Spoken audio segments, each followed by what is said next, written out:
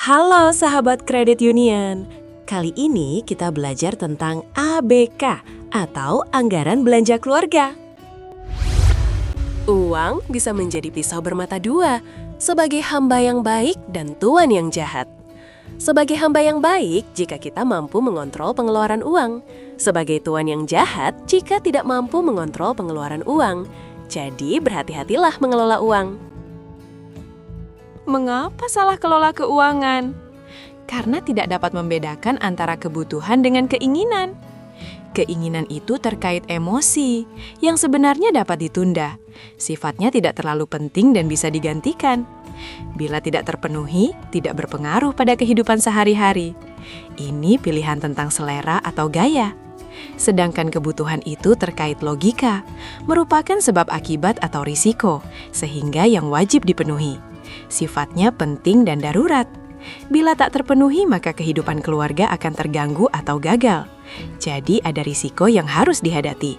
Ini adalah pola umum kontrol keuangan pada level status kekayaan seseorang. Haha. Orang kaya, uang yang masuk lebih besar dari uang yang keluar. Formula yang digunakan, gaji 10-20% ditabung dulu, baru dikurangi kebutuhan. Dan sisa pendapatan digunakan untuk membeli atau mengembangkan aset yang menghasilkan uang. Orang menengah, uang masuk tidak sama dengan uang keluar. Formula yang digunakan, gaji sama dengan kebutuhan dikurangi keinginan. Jika ada sisa pendapatan, biasanya digunakan untuk membeli beban atau keinginan umumnya terkait gaya hidup. Sayangnya, jika tidak dapat membedakan antara kebutuhan dan keinginan, maka seringkali lebih memprioritaskan keinginan dengan cara berhutang. Orang miskin, uang masuk lebih kecil atau sama dengan uang keluar. Formulanya gaji lebih kecil atau sama dengan pengeluaran. Yang sering terjadi, kadang pengeluaran lebih besar dari pendapatan, akhirnya ditutup dengan berhutang. Anda bagaimana? Jadi, mengapa perlu ABK? 1. Menghindari konflik rumah tangga akibat salah kelola. 2. Mendisiplinkan diri, membangun keterbukaan komunikasi, dan kejujuran dalam pengelolaan uang dalam keluarga. 3. Mempermudah tercapainya tujuan keuangan karena sudah terencana, sehingga lebih hati-hati dalam pengeluaran uang berdasarkan prioritas kebutuhan. 4. Memotivasi untuk mendapatkan penghasilan tambahan dari sisa yang ada. Ini loh, godaan dalam mengelola uang. Terkait gaya hidup, manusia memiliki sifat mudah tergoda, terlebih terhadap sesuatu yang terlihat menarik, apalagi jika ingin terlihat memiliki status sosial yang lebih terpandang. Ini sangat mudah terpengaruh belanja berlebih. Kebutuhan tak terduga. Manusia tidak pernah luput dari musibah, bisa datang mendadak, mulai dari sakit, bencana, dan lain-lain. Dan biayanya tidak kecil, sehingga dapat mengorbankan pos anggaran yang ada. Faktor lain, misalnya harga naik karena kondisi ekonomi, masalah pekerjaan, PHK, pandemi, dan lain-lain. Atau peristiwa tidak terduga yang membutuhkan biaya besar. Tahu gak? Perempuan adalah penentu keuangan. 70% pembelian dalam rumah tangga ditentukan oleh perempuan. 60% angka pembelian kendaraan ditentukan oleh perempuan. 84% uang rumah tangga dipegang oleh perempuan. Tapi belum tentu dikelola dengan baik. Bagaimana menurut Anda? Ini tulisan Prita Hapsari Gozilo, seorang perencana keuangan yang menulis di bukunya Make It Happen, diterbitkan oleh Gramedia Pustaka Utama. Salah satu cara mengelola anggaran belanja keluarga yang simpel adalah menggunakan 3 falsafah Tiongkok. Yang pertama, Cheng Li, yang artinya fairness, yaitu adil dan jujur. Jadi dalam mengelola uang, harus ada keterbukaan dan kejujuran dalam keluarga dalam menyusun anggaran. Kedua, Chin Cai, yang artinya fleksibel atau luas. Jadi dalam menyusun anggaran, penetapan nilai pos anggaran tidak selalu harus kaku. Semua dapat diperbaharui sesuai kondisi dengan kesepakatan bersama. Ketiga, cuan, yang artinya profit atau keuntungan. Jadi perubahan pos anggaran harus memperhitungkan mana yang lebih menguntungkan atas opsi perubahan tersebut. Ini juga diperlukan kesepakatan bersama. Jadi dengan falsafah ini, anggaran belanja keluarga tidak menjadi kaku. Lalu, bagaimana cara buat rencana prioritas anggaran belanja keluarga? Hai, berikut ini adalah rencana prioritas anggaran belanja keluarga. Langkah pertama, sisihkan 2,5–10% dari pendapatan untuk ambil bagian meningkatkan kesejahteraan sosial. Ini merupakan ungkapan syukur kepada Tuhan dengan tindakan, yaitu menabur kebaikan. Selanjutnya, bayar utang jika ada loh. Ini adalah cara untuk membangun pribadi yang dapat dipercaya atau pribadi yang bertanggung jawab. Poinnya, kalau Anda mau berutang, maka maksimal angsuran harus di bawah 30% dari penghasilan. Kemudian, lindungi masa depan. Jangan tunda investasikan penghasilan, minimal 10% atau maksimal 20% dari penghasilan. Boleh simpan di CU atau ditempatkan pada investasi keuangan lain atau di pasar uang, agar uang Anda dapat berkembang. Saranku sih, jangan tunda untuk belajar investasi saham, reksadana, dan lain-lain. Sekarang kita lanjut ke langkah kedua. Lindungi diri. Sisihkan maksimal 10% dari penghasilan untuk BPJS atau asuransi kesehatan atau asuransi jiwa. Dan jangan lupa sisihkan untuk dana darurat. Lebih baik buat rekening khusus. Kemudian, untuk pendidikan, tentukan maksimal 15% dari penghasilan. Tidak perlu mensekolahkan anak di sekolah top favorit yang mahal. Lebih bijak sesuaikan biaya pendidikan dengan kemampuan. Masih banyak sekolah baik yang berbiaya terjangkau. Selanjutnya, gunakan penghasilan maksimal 60% dari penghasilan per bulan untuk kebutuhan rumah tangga atau biaya konsumtif lainnya. Banyak cara untuk berhemat, mulai dari membuat kolam ikan konsumtif, menanam sayuran, penghematan listrik, dan banyak lagi. Di langkah ketiga adalah gunakan penghasilan Anda untuk membahagiakan diri. Setiap orang butuh liburan untuk menyegarkan pikiran. Jadi, tak ada salahnya menyisihkan penghasilan buat berlibur. Budget untuk berlibur maksimal 5% saja. Yang terakhir adalah untuk mengapresiasi atau manjakan diri. Anda diperbolehkan memanjakan diri, tetapi jangan melewati batas 5% dari penghasilan. Strategi ini dapat Anda gunakan, tetapi pada intinya setiap orang memiliki cara terbaiknya sendiri. Karena sebaik-baiknya rencana kalau tidak dijalankan, yaitu cuma mimpi. Hayo, betul apa betul? Nah, dari rancangan tadi, sekarang kita jabarkan dalam rencana anggaran belanja. Berikut ini adalah contoh anggaran belanja keluarga. Dalam contoh ini, total penghasilan suami istri adalah 10 juta rupiah. Langkah pertama adalah sisihkan penghasilan untuk ungkapan syukur kepada Tuhan atas rezeki yang didapat, agar segala usaha kita terus dilancarkan dengan ikut membantu kesejahteraan sosial. Misalnya, sumbangan ke orang tua dan melakukan zakat atau persembahan atau donasi atau yang lainnya. Nilainya terserah Anda, baiknya sebesar 2,5–10% maksimal. Dalam contoh ini, nilainya 7,5%. Kemudian maksimal 30% untuk membayar hutang atas biaya hidup di masa lalu, agar pribadi kita tetap dapat dipercaya dan dikenal sebagai pribadi yang bertanggung jawab. Dalam contoh ini, nilainya 17%. Aman ya? Selanjutnya, bangun kekayaan untuk lindungi masa depan. Abung pada simpanan masa depan atau investasi pada pasar keuangan lain. Jangan terlambat belajar saham untuk meningkatkan keuangan. Intinya, sisihkan 10–20% dari penghasilan untuk investasi. Dalam contoh ini, nilainya 10%. Sekarang, masuk langkah kedua. Pertama-tama, lindungi diri dan keluarga agar kejadian tak terduga di masa depan dapat diantisipasi. Misalnya, menyiapkan dana darurat, bayar asuransi kesehatan, atau asuransi lainnya. Nilai biaya perlindungan ini tidak lebih dari 10% dari penghasilan.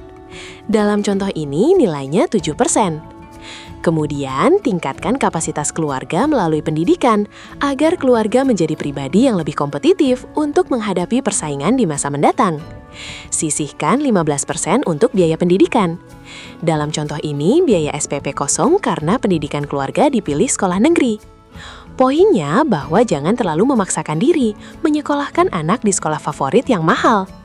Selanjutnya, mengelola biaya rumah tangga dengan efisien, maksimal 60%. Dalam contoh ini, biaya konsumsi sebesar 42%, sehingga total biaya pendidikan dan biaya konsumtif sebesar 54%. Ini kelihatannya mudah ya, nanti pada pelaksanaannya biasanya berubah. Jadi tetap gunakan filosofi Cheng Li, cincai, dan cuan. Maka biasanya semua lebih nyaman. Bener deh. Langkah ketiga. Biaya tidak tetap antara lain biaya rekreasi dan biaya hiburan masing-masing maksimal 5% dari penghasilan. Dalam contoh ini, biaya tidak tetap untuk rekreasi sebesar 3% dan biaya hiburan 2%. Yes. Ternyata masih ada selisih sisa uang sebesar 150.000. Ini adalah bahan bakar tujuan keuangan. Mantap dong. Selamat ya. Ternyata masih ada bahan bakar tujuan keuangan sebesar 150.000 per bulan. Jika bahan bakar habis atau kurang bagaimana? Hanya ada 2 cara untuk menambahnya. 1. Tambah penghasilan dengan cari pendapatan lain. 2. Kurangi pengeluaran dengan perhemat biaya. Banyak cara kok untuk menghemat biaya.